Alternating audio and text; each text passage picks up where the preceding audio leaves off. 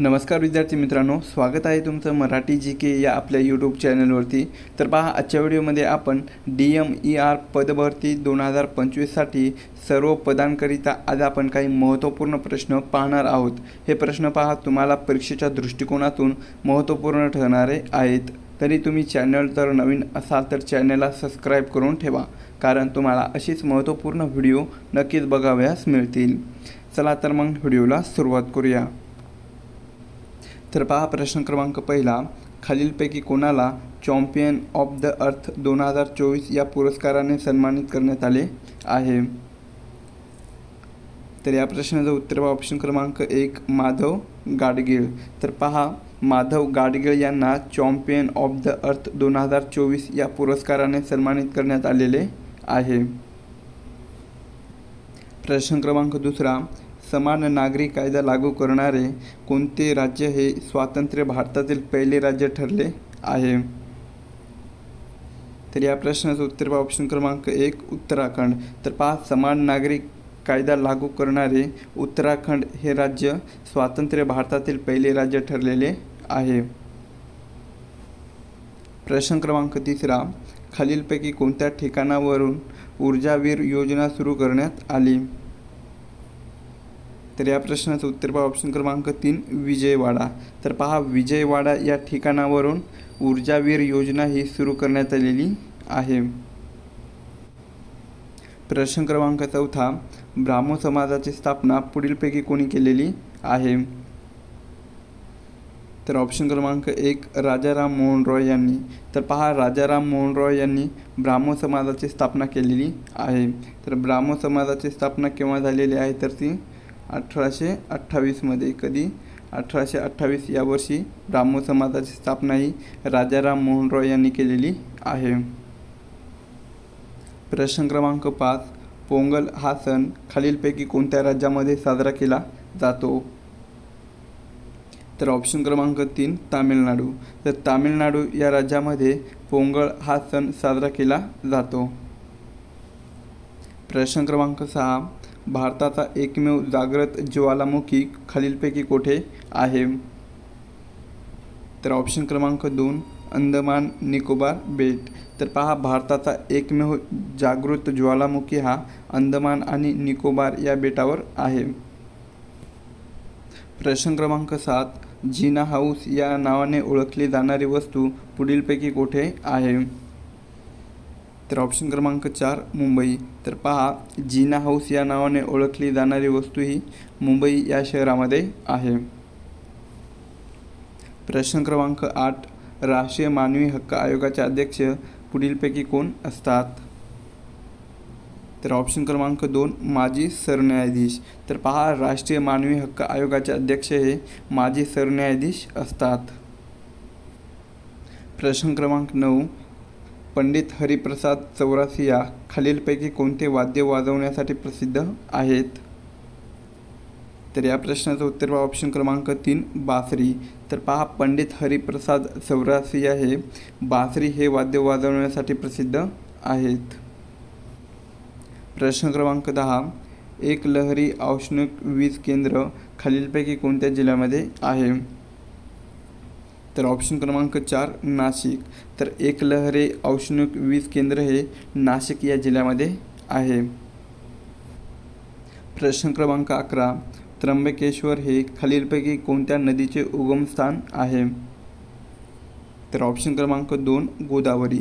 तर त्र्यंबकेश्वर हे पहा, गोदावरी या नदीचे उगमस्थान आहे। प्रश्न क्रमांक 12, रिडल्स इन हिंदुझम या ग्रंथाचे लेखक कोण आहेत? तर ऑप्शन क्रमांक 4 डॉक्टर बाबासाहेब आंबेडकर। तर रिडल्स इन हिंदुझम या ग्रंथाचे लेखक हे डॉक्टर बाबासाहेब आंबेडकर आहेत। प्रश्न क्रमांक 13, बालकवी हे कोणत्या कवीचे टोपण नाव आहे? तर या प्रश्नाचं उत्तर पहा, ऑप्शन क्रमांक 4।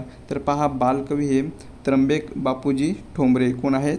त्र्यंबक बापूजी ठोंबरे या कवीचे ते टोपण नाव आहे। प्रश्न क्रमांक 14, भारताचे राष्ट्रपती 12 नामवंत व्यक्तीची नेमणूक कोणत्या सभागृहासाठी करतात? तर ऑप्शन क्रमांक 3 पहा राज्यसभा. तर भारताचे राष्ट्रपती हे पहा 12 नामवंत व्यक्तीची नेमणूक ही राज्यसभा या सभागृहासाठी करतात. प्रश्न क्रमांक 15 काँग्रेसच्या तिसऱ्या अधिवेशनाचे अध्यक्ष खालीलपैकी कोण होते? तर ऑप्शन क्रमांक 2 पहा बदरुद्दीन तैयबजी. कोण आहेत? बदरुद्दीन तैयबजी हे पहा काँग्रेसच्या तिसऱ्या अधिवेशनाचे अध्यक्ष होते. प्रश्न क्रमांक 16 महाराष्ट्रात सर्वाधिक कापसाचे क्षेत्र हे कोणत्या विभागात आहेत? तर ऑप्शन क्रमांक 2 विदर्भ. तर पहा महाराष्ट्रामध्ये सर्वाधिक कापसाचे क्षेत्र हे विदर्भ या विभागामध्ये आहे. प्रश्न क्रमांक 17 भारतातील पहिले नाईट स्काय अभयारण्य कोणत्या राज्यामध्ये स्थापित होणार आहे? तर ऑप्शन क्रमांक 2 लडाख. तर पहा भारतातील पहिले नाईट स्काय अभयारण्य हे लडाख या राज्यामध्ये स्थापित होणार आहे. प्रश्न क्रमांक 18 त्रिस्तरीय पंचायत राजची संकल्पना कोणत्या समितीने मांडली? तर ऑप्शन क्रमांक 4 बलवंतराय मेहता समिती. तर पहा बलवंतराय मेहता समिती या समितीने त्रिस्तरीय पंचायत राजची संकल्पना ही मांडलेली होती. प्रश्न क्रमांक 19 येलदरी जलविद्युत प्रकल्प कोणत्या जिल्ह्यामध्ये आहे? तर ऑप्शन क्रमांक 3 हिंगोली. तर हिंगोली या जिल्ह्यामध्ये पहा येलदरी जलविद्युत प्रकल्प आहे. प्रश्न क्रमांक 20 महाकाव्य हे मासिक पुढीलपैकी कोणाचे होते? तर ऑप्शन क्रमांक 1 विष्णुशास्त्री चिपळूणकर. तर पहा महाकाव्य हे जे मासिक होतं तर ते पहा विष्णुशास्त्री चिपळूणकर यांनी सुरू केलेले होते. प्रश्न क्रमांक 21 तोरणमाळ हे थंड हवेचे ठिकाण खालीलपैकी कोठे आहे? तर ऑप्शन क्रमांक 2 नंदुरबार. तर तोरणमाळ हे जे थंड हवेचे ठिकाण आहे तर ते नंदुरबार या जिल्ह्यामध्ये आहे. प्रश्न क्रमांक 22 भारतीय संविधानानुसार खालीलपैकी कोणती घटनात्मक संस्था नाही? तर या प्रश्नाचं उत्तर पहा ऑप्शन क्रमांक 4. तर पहा भारतीय संविधानानुसार महाराष्ट्र प्रदूषण नियामक मंडळ कोणतं आहे? महाराष्ट्र प्रदूषण नियामक मंडळ हे पहा घटनात्मक संस्था नाही. प्रश्न क्रमांक 23 महाराष्ट्रात सिंहस्थ कुंभमेळावा कोणत्या ठिकाणी भरतो? तर ऑप्शन क्रमांक 3 नाशिक. तर पहा महाराष्ट्रामध्ये सिंहस्थ कुंभमेळावा हा नाशिक या जिल्ह्यामध्ये भरतो. प्रश्न क्रमांक 24 यंग बंगाल या चळवळीत खालीलपैकी कोणी अप्रत्यक्षपणे प्रेरणा दिली होती? तर या प्रश्नाचं उत्तर पहा ऑप्शन क्रमांक 2 सर हेनरी व्हिवियन. कोणी आहे? सर हेनरी व्हिवियन यांनी पहा यंग बंगाल या चळवळीमध्ये अप्रत्यक्षपणे प्रेरणा दिली होती. प्रश्न क्रमांक 25 राष्ट्रीय मतदार दिवस कोणत्या दिवशी साजरा केला जातो? तर ऑप्शन क्रमांक 2 25 जानेवारी. तर राष्ट्रीय मतदार दिवस हा पहा 25 जानेवारी या दिवशी साजरा केला जातो. पुढील प्रश्न महाराष्ट्रातील भूगर्भातील जलविद्युत प्रकल्प म्हणून डॅशला ओळखले जाते? तर या प्रश्नाचं उत्तर पहा ऑप्शन क्रमांक 4 कोयना. तर पहा महाराष्ट्रातील भूगर्भातील जलविद्युत प्रकल्प म्हणून कोयना या जलविद्युत प्रकल्पास ओळखले जाते. प्रश्न क्रमांक पुढचा भारतामध्ये केंद्रीय माहिती अधिकार अधिनियम कोणत्या साली लागू करण्यात आला?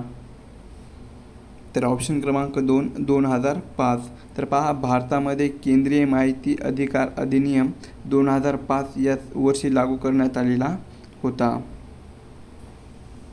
नेक्स्ट आहे T20 क्रिकेट वर्ल्ड कप 2024साठी खालीलपैकी कोणता देश यजमान होता? तर ऑप्शन क्रमांक 4 अमेरिका. तर पहा T20 क्रिकेट वर्ल्ड कप 2024साठी अमेरिका हा देश यजमान होता. नेक्स्ट क्वेश्चन संत सुखामेळा यांचे समाधी स्थळ खालीलपैकी कोठे आहे? तर ऑप्शन क्रमांक 4 पहा मंगळवेढा. तर संत सुखामेळा यांचे समाधी स्थळ हे मंगळवेढा या ठिकाणी आहे. पुढचा प्रश्न, विंग्स ऑफ फायर या पुस्तकाचे लेखक कोण आहेत? तर ऑप्शन क्रमांक 4 APJ अब्दुल कलाम. तर पहा, विंग्स ऑफ द फायर या पुस्तकाचे लेखक हे डॉक्टर APJ अब्दुल कलाम आहेत. पुढील प्रश्न, स्वातंत्र्य भारताचे पहिले गृहमंत्री पुढीलपैकी कोण होते? तर ऑप्शन क्रमांक 1 सरदार वल्लभभाई पटेल. तर स्वातंत्र्य भारताचे पहिले गृहमंत्री हे सरदार वल्लभभाई पटेल हे होते.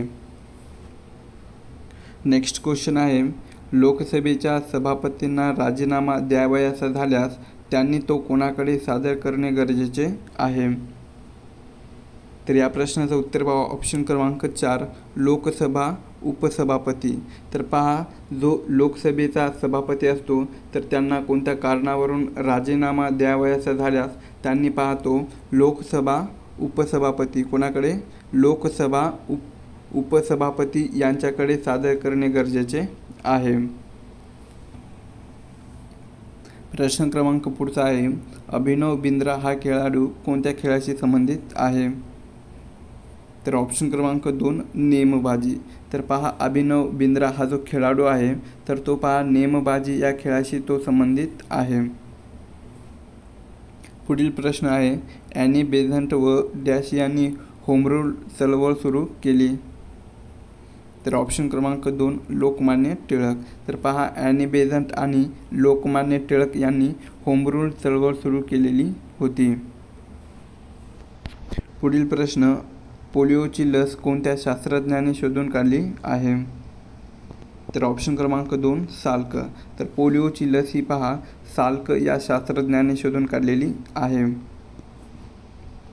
पुढील प्रश्न आहे, CDMA तंत्रज्ञान कशाशी संबंधित आहे? तर या प्रश्नाचं उत्तर पहा, ऑप्शन क्रमांक 4 मोबाईल फोन. तर CDMA तंत्रज्ञान हे मोबाईल फोन यांच्याशी संबंधित आहे. पुढील प्रश्न, पुढीलपैकी कोणता रोग जीवाणूद्वारे होत नाही? तर ऑप्शन क्रमांक 4 कांदण्या. तर पहा, कांदण्या हा जो रोग आहे तर तो पहा जीवाणूद्वारे होत नाही. नेक्स्ट क्वेश्चन, खालीलपैकी कोणत्या अवयवात हायलस असतो? तर ऑप्शन क्रमांक 3 पहा वृक्क. तर वृक्क या अवयवामध्ये हायलस असतो. नेक्स्ट, ड जीवनसत्वाच्या अभावी खालीलपैकी कोणता रोग होतो? तर ऑप्शन क्रमांक 3 मूळदूस. तर ड जीवनसत्वाच्या अभावी मूळदूस हा रोग होतो.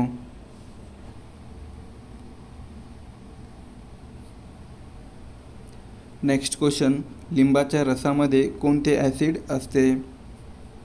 तर तुम्हाला माहिती आहे की लिंबाच्या रसामध्ये पहा ऑप्शन क्रमांक 1 सायट्रिक. लिंबाच्या रसामध्ये सायट्रिक हे ॲसिड असते.